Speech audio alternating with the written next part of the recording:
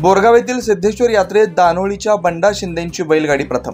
बोरगाव येथील श्रद्धास्थान असलेल्या श्री कोडी सिद्धेश्वर यात्रेनिमित्त आयोजित भव्य बैलगाडी शर्यतीत दानोळ येथील बंडा शिंदे यांची बैलगाडी प्रथम क्रमांक पटकावून ठरली सिद्धेश्वर केसरीची मानकरी।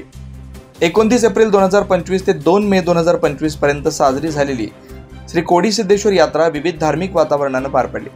बाबा ढंगवाली दर्ग्यास गलीप अर्पण करणं, भव्य धनगरी ढोल वादन स्पर्धा, महाप्रसाद, पालखीचं आगमन, कोडी सिद्धेश्वर देवाचा जन्मकाळ, पंचामृत अभिषेक, जल्लोष ऑर्केस्ट्रा, भव्य पालखी मिरवणूक यासह विविध धार्मिक कार्यक्रमांना यात्रा उत्साहात पार पडली। यात्रेनिमित्त विविध शर्यतीचं आयोजन करण्यात आलेलं होतं। प्रारंभी युवराज पाटील यांच्या हस्ते शर्यत मैदानाचं उद्घाटन करण्यात आलं। जनरल बैलगाडी शर्यतीत बंडा शिंदे, दानोळी, गुटू पाटील, तळंदगे व सुभाष खोत लाटवाडी यांच्या बैलगाडीनं अनुक्रमे क्रमांक पटकावले। यांना 15,001, 10,001 व 7,001 रुपयांचं रोख बक्षीस देण्यात आलं। जनरल एक घोडा एक बैलगाडी शर्यतीत सचिन खोत यांच्या गाडीनं प्रथम क्रमांक पटकावला। त्यांना 7,000 रुपयांचं रोख बक्षीस व निशाण देण्यात आलं।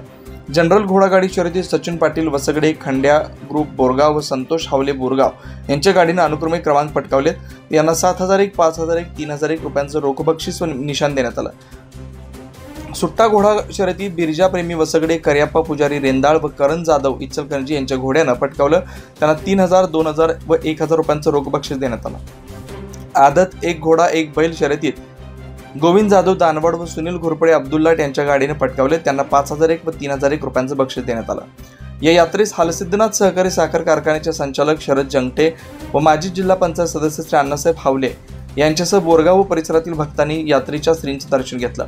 यावेळी धर्मराज हावले, शीतल सोबाणे, संदीप चिपरे, प्रदीप सोबाणे, सुधीर बलवान, मोतीचंद्र चव्हाण, बब्बर चव्हाण, सागर सोबाणे, मुन्ना मळवाडे, बनशी मळवाडे, अभय पाटील, सागर पाटील, पोपट खरात, पवन डकरे, भरत नागावे, पिंटू जुगळे, अक्षय पवार यांच्यासह न्यू केएस ग्रुपचे सर्वच कार्यकर्ते शर्यत शौकीन मोठ्या संख्येने उपस्थित होते। बोरगावहून प्रतिनिधी अजित कांबळे।